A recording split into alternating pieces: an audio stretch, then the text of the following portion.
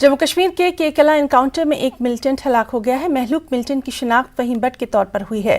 फहीम कंडीपुरा बिजबिहाड़ा का साकिन था। वाज़ेह रहे कि हाल ही में ISJK में फहीम बट शामिल हुआ था। फहीम पर ASI मोहम्मद अशरफ के कत्ल का इल्जाम भी है। सीधे रुख करेंगे अनंतनाग का। हमारे साथ मौजूद हैं हमारे नुमाइंदे मुदस्सिर कादरी।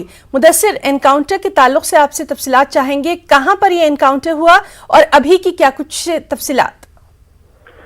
बिल्कुल हिना, ये अनंतनाग के मुजाफात पे गांव है खशरोई कलान, जिसको के कलान के नाम से जाना जाता है। तो वहां पर ये एनकाउंटर रोनुमा हुआ था और इंटेलिजेंस बेस्ड ऑपरेशन था। ये फौज की एक राष्ट्रीय राइफल, जम्मू कश्मीर पुलिस और CRPF की मुश्तरका कार्रवाई थी और एक स्पेसिफिक इनपुट के बाद इस एरिया को कॉर्डन ऑफ किया गया था और जिसके बाद वहां पर मौजूद जो मिलिटेंट था उसने जो है फौज पर फायरिंग की और जवाबी कार्रवाई में ये मिलिटेंट मारा गया। और पुलिस ने दावा किया है कि ये मिलिटेंट जो है जो 22 दिसंबर को बिजबिहाड़ा में अटैक हुआ था ASI मोहम्मद अशरफ पर, तो उसके कत्ल में मुलव्वस है।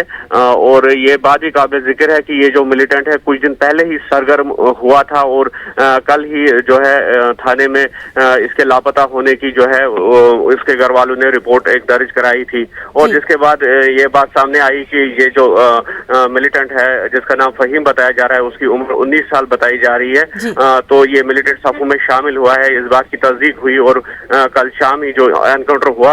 हालांकि पुलिस का ये कहना है कि इसको सरेंडर करने का मौका दिया गया था, लेकिन इस पेशकश को उसने ठुकरा दिया और जिसके बाद दोनों अतराफ से जो गोलीबारी थी उसमें इस मिलिटेंट को मार गिराया गया। और ये बात भी हिना काबिल जिक्र है कि गुज़श्ता जो 24 घंटे हैं, 24 घंटों में साउथ कश्मीर की अगर बात करें तो साउथ कश्मीर में जो है 3 एनकाउंटर हुए, बैक टू बैक एनकाउंटर्स, और उसमें जो है कुल मिलाकर 5 मिलिटेंटों को मार गिराया गया। और इस तनाजुर से जो सिक्योरिटी फोर्सेस है या फिर पुलिस की अगर हम बात करेंगे तो वो इन एनकाउंटर्स को एक अहम जो कामयाबी है करार दे रहे हैं।